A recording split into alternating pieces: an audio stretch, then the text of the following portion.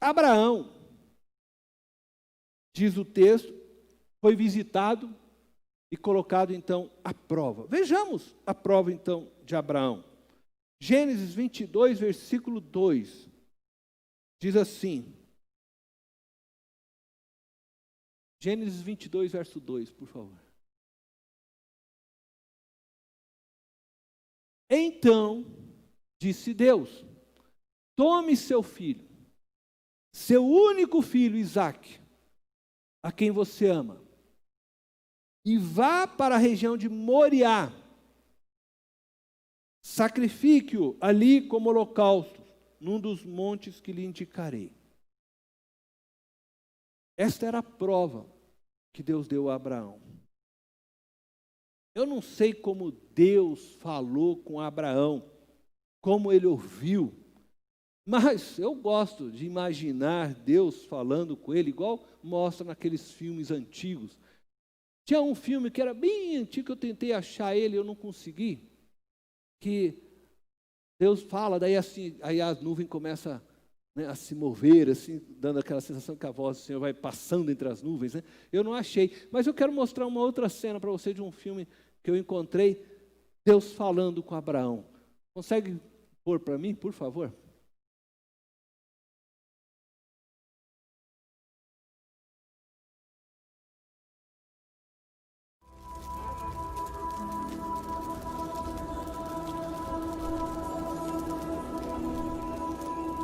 Abraão.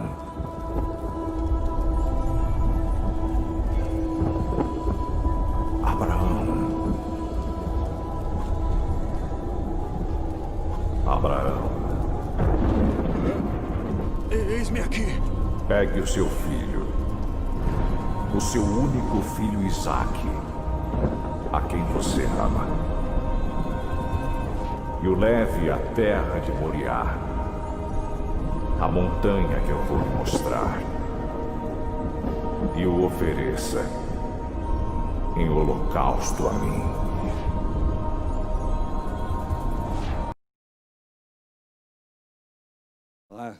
Eu gostaria que Deus falasse assim comigo, né? Eu estou lá no meu quarto, né? Cornélio. Eu falei, Deus, né? Não tinha como ter dúvida, né, que era Deus, né?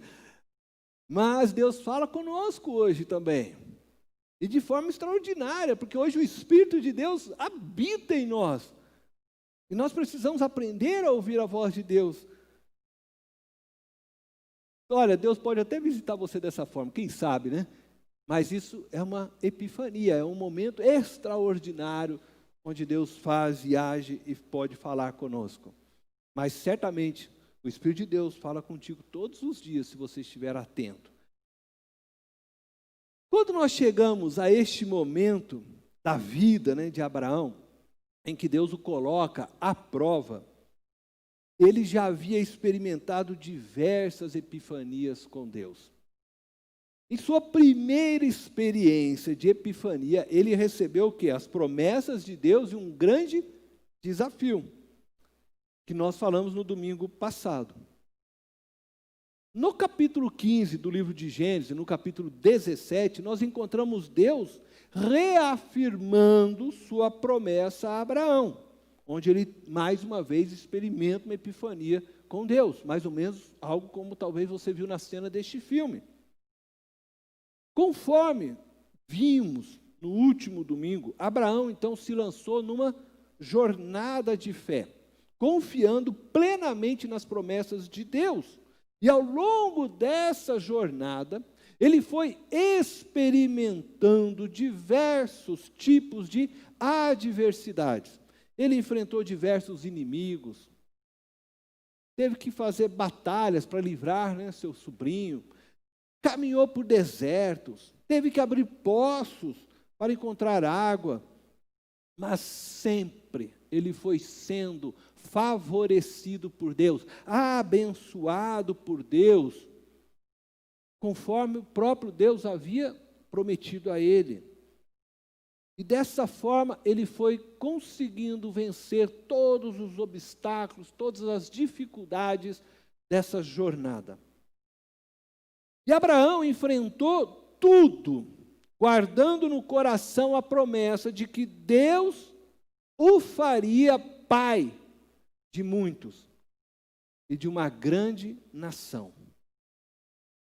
Deus provê a Abraão, em sua velhice, um filho, Isaque, por meio de quem ele acreditava firmemente que Deus cumpriria a sua promessa de fazê-lo pai de muitas vidas, pessoas, e de uma grande nação.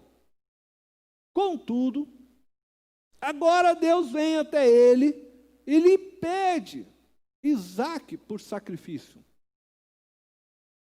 Quando nós nos deparamos com este texto, eu acredito assim, que quando nos deparamos pela primeira vez, com este texto, agora que você já conhece bem essa história, talvez não, mas quando a gente lê pela primeira vez este texto, nós nos sentimos incomodados com este texto. Eu me senti assim, não sei se você, mas eu penso que a gente se sente assim, né? Você lê o texto, aí você pensa Deus pedindo para ele sacrificar o filho, né? Entregar o filho através de um sacrifício, de um holocausto. O holocausto significava que depois ele deveria ser queimado, tudo ser consumido. Nos parece um tanto estranho pensar em Deus dessa forma. Contudo, precisamos sempre ressaltar, quando falamos a respeito disso, que Deus estava, de fato, mostrando a Abraão o que ele, Deus, estava disposto a fazer pela humanidade, por mim e por você. Isaque, o filho amado, era uma representação de Jesus Cristo, que seria sacrificado na cruz. Pelo que nos parece, Deus não tinha a intenção de sacrificar a Isaque, mas apenas de fazer prova do amor e da fidelidade de Abraão. E com certeza essa prova foi a maior luta que Abraão enfrentou em sua jornada de fé. Deus estava pedindo a ele o seu tudo. Entenda bem, Isaque representava a promessa de Deus para a sua vida. O seu sonho, que havia sido gerado pelo próprio Deus, que não foi pedido por ele, mas que Deus veio até ele, gerou este sonho de fazê-lo pai de muitos e de uma grande nação, e agora está pedindo para ele entregar de volta esse sonho, através de Isaque. Mas Isaque também era o filho a quem ele muito amava, diz o texto, o único filho, diz o texto. E aqueles que conhecem a história talvez tenham se perguntado, mas Ismael? Veja que Deus trata Isaque como o único filho, porque Isaque era o filho que Deus prometeu dar. Ismael foi o filho do jeitinho que ele quis fazer, né? Bom, se Deus até agora não me deu filho, eu vou dar um jeito. Ele e Sara decidiram encurtar o caminho, em vez de esperar aquilo que Deus tinha para ser feito. Mas Deus, no tempo certo, deu a ele o filho.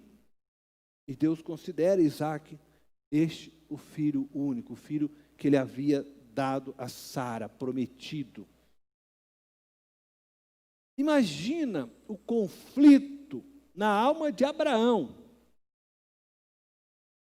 Tenta imaginar. Se você conseguir imaginar, você me fala depois.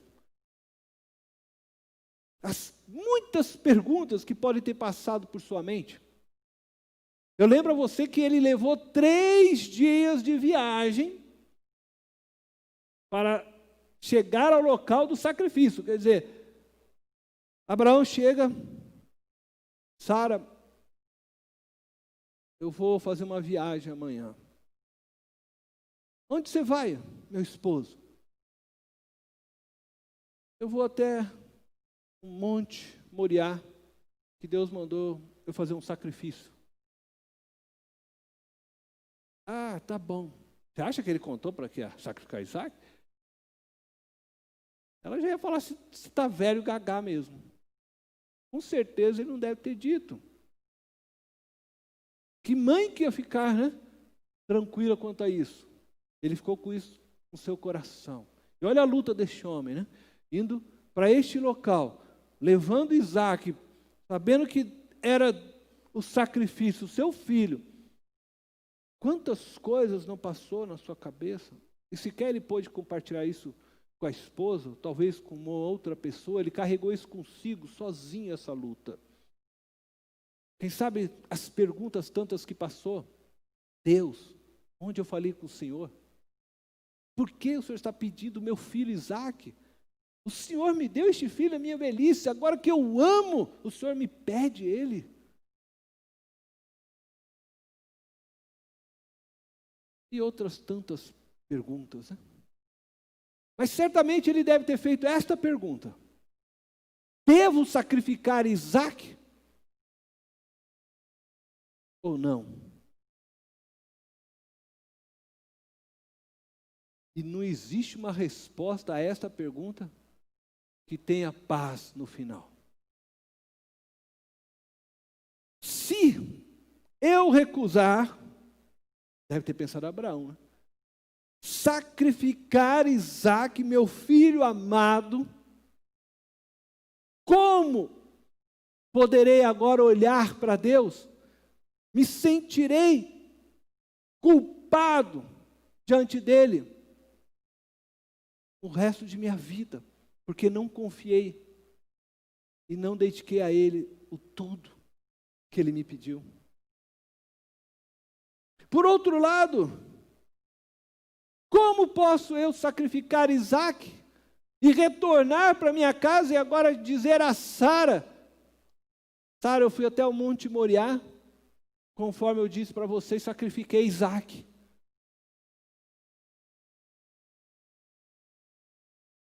Como que seria agora o resto deste casamento? Sara, que só foi dar à luz por um milagre de Deus, já avançada de idade, e agora o marido chegar para ela e dizer que matou o único filho que ela gerou. O casamento estava acabado.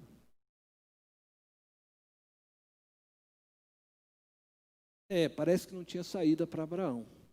Todos os lados, todos os caminhos pareciam ser caminhos de mortes, caminhos que levavam ao inferno, a um viver agonizante. A prova de Abraão não tinha, parece, saída.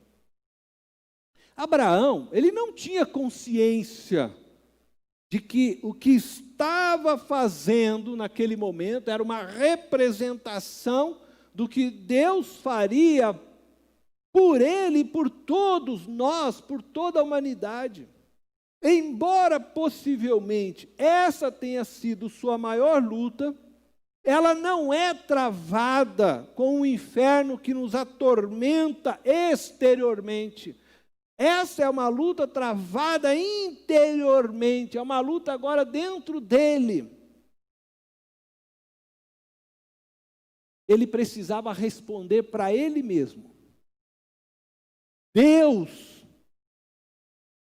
é realmente Deus para mim ou não? E creio que essa é uma pergunta que nós precisamos também responder.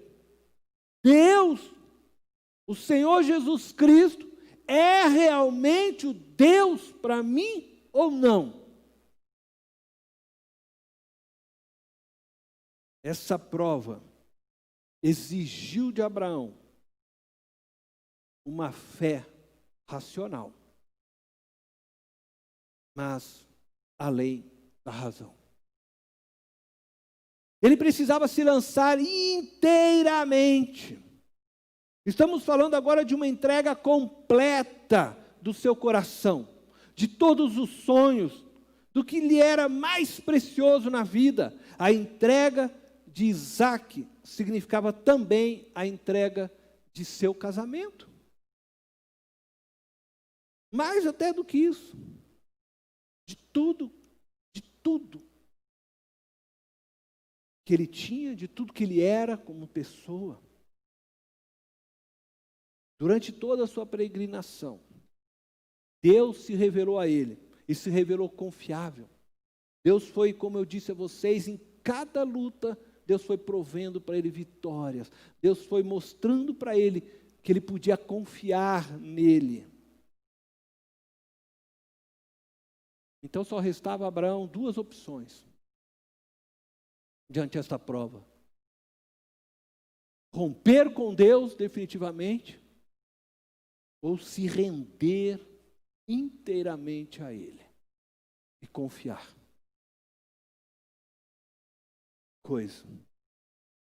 O que Deus estava perguntando para Abraão era: Abraão, você está disposto a me amar acima de tudo?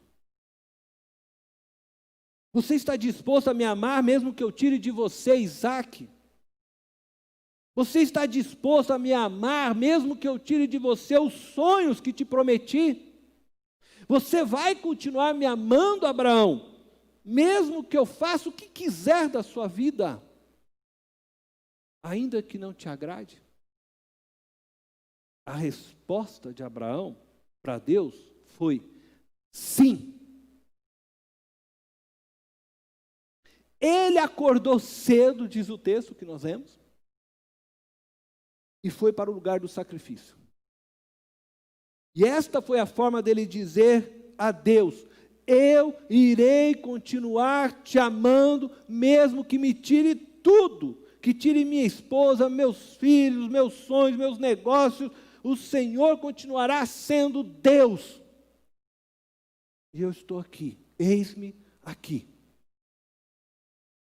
Parece que Abraão conseguiu compreender que ter tudo, mas não ter Deus, é não ter nada.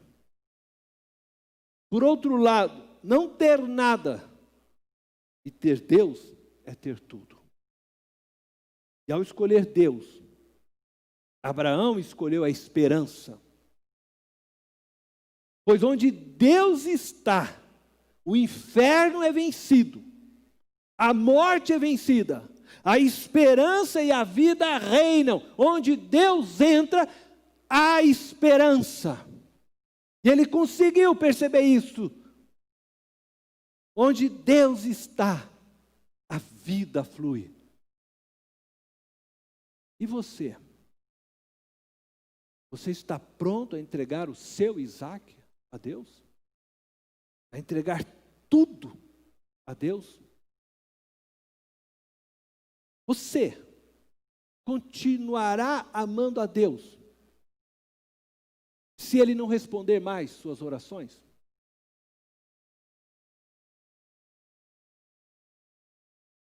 Você continuará servindo a Deus se Ele retirar as mãos de sobre a sua vida, parar de te abençoar? Se Ele permitir que você seja jogado aos leões, como foram os cristãos no passado, você está pronto para isso? Você continuará amando a Deus? Se Ele deixar você ser pendurado numa cruz? Muitos cristãos foram pendurados numa cruz nas estradas romanas, mas nem por isso deixaram de amar a Deus. Muitos cristãos viam a morte como honra. Haviam cristãos que diziam: eu não sou digno que você me mate por amor a Cristo. Porque eles consideravam uma honra morrer provando sua fé.